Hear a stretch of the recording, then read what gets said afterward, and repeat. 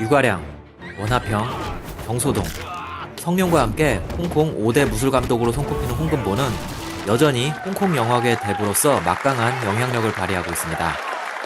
뚱뚱한 체형과는 상반되는 화려하고 가벼운 몸놀림, 하지만 항상 어리숙하고 착한 역을 도맡아온 홍금보는 실제로 촬영 현장에서 엄청난 독재자이며 무서운 존재라고 합니다.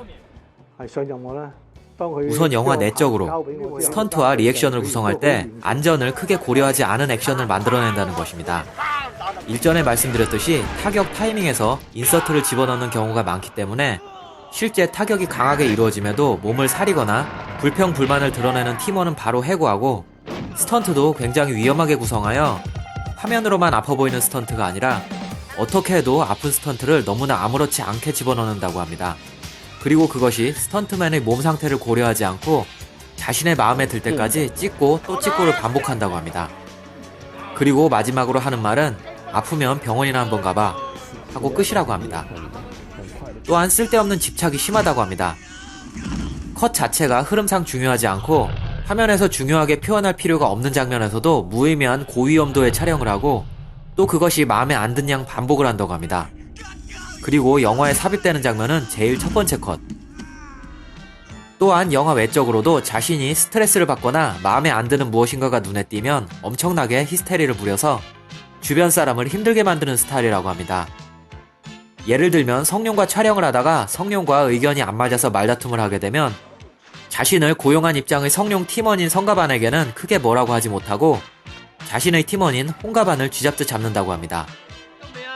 자신의 실수조차도 왜 내가 실수할 때 제대로 챙기지 못한 거야 라며 홍가반 팀장을 못살게 굴었다고 전해집니다.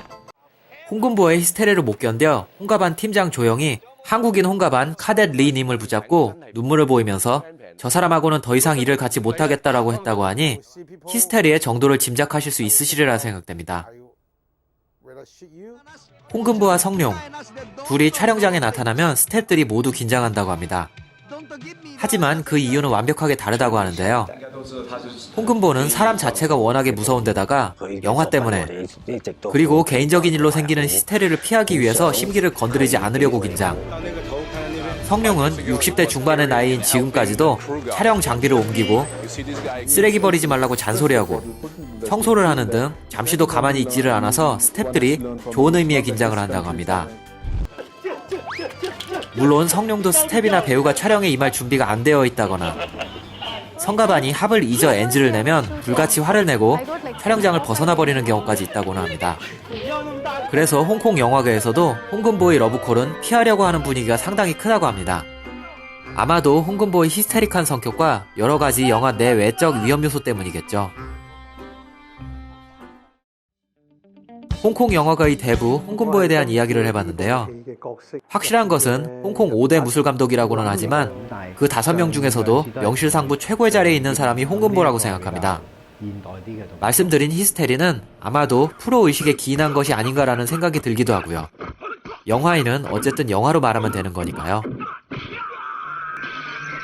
지금까지 박성룡이었습니다.